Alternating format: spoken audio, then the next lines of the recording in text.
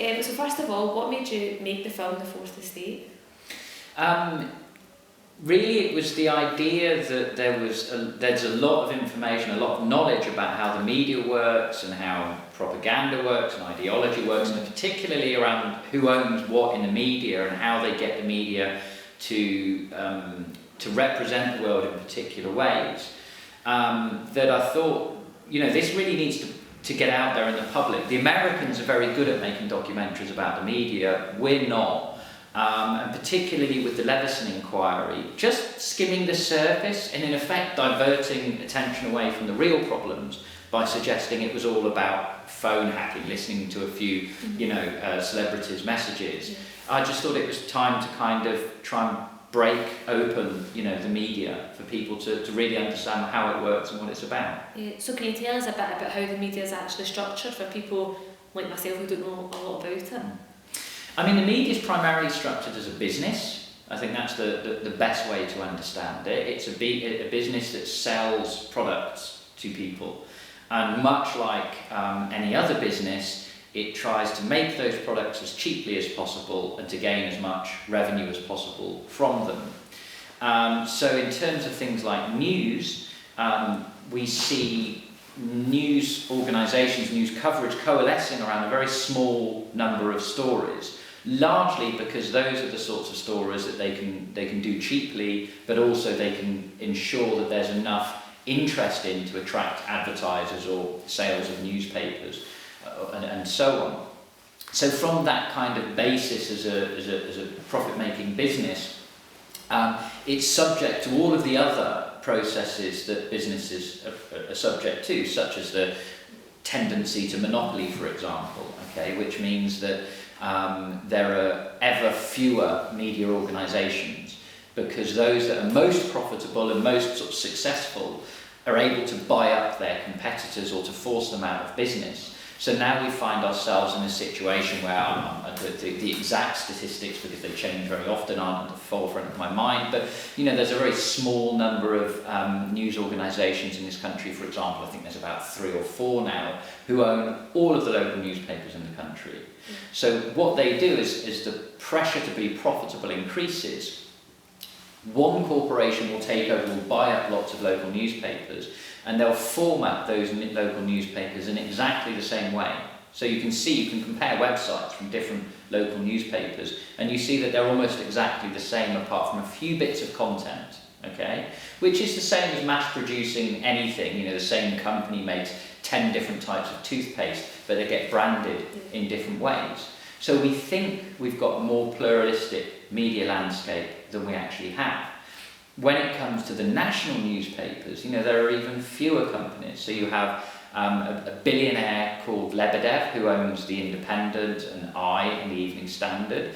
You've got Rupert Murdoch, an American billionaire who owns The Sun, the Sun on Sunday, and The Times and the Sunday Times. You've got the Barclay brothers, investors, who own The Telegraph. And you've got the Daily Mail group who own the Daily Mail, and of course the multi-millionaire pornographer Richard Desmond who owns the Star and the Express. So we're talking about a very, very small number of very, very wealthy white old men who control almost all of the media landscape.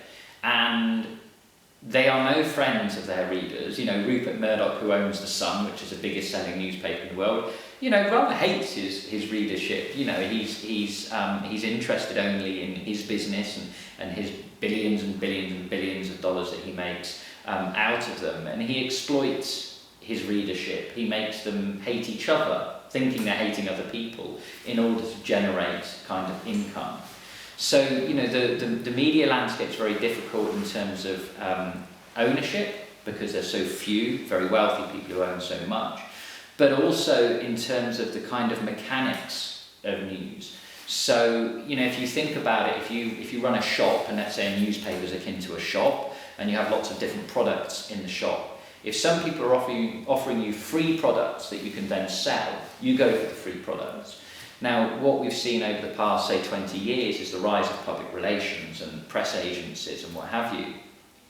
And, obviously PR will offer free copy, free content to newspapers.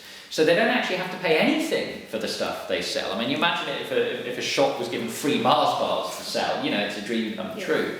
And that's what's happening to our newspaper sector at the moment. In order to maintain profits, they're feeding us nothing stories. And the best example of this is Metro newspaper. And anybody can pick up the Metro, and you go through the Metro, and any article that doesn't have what we call a byline, the name of the actual journalist, is almost certainly a PR piece or a press release recycled. If you look at, you'll often find stories about a woman who was upset, and then she got a pair of slippers, and then she was happy, and the slippers will be the company that makes those slippers giving the story to the newspaper. So what we're seeing is a kind of, particularly in news, is a news environment where we're not receiving real news, we're just receiving what Nick Davis calls churnalism. It's just this churn of information. What kind of role do you think social media can play then? If the newspapers are owned by such a low amount of individuals, what role can social media play? Can it play an effective role, or can it be a damaging role? It's a complex role, okay? I mean, that's really important to understand the complexity of social media. So on one hand, we can see all sorts of campaigns, whether it's Obama in the US or Jeremy Corbyn here, or stuff around the environment or the anti-war movement, that makes a great deal of progress through social media, through the use of Facebook and Twitter, less Twitter, more Facebook actually, and their own websites, blogs, YouTube accounts, and what have you. Those are very, very important, and we ought not to disregard them. But I think what social media does is it offers scaling. And by that, what I mean is, if you've got a small left-wing campaign group, they can move onto social media, and they'll be slightly bigger, a few thousand people who are interested in it perhaps. But that scale also works for the Sun. So it scales up in social media. The Daily Mail is a good example. The Daily Mail is the only newspaper, I think, still that makes a proper profit out of its website.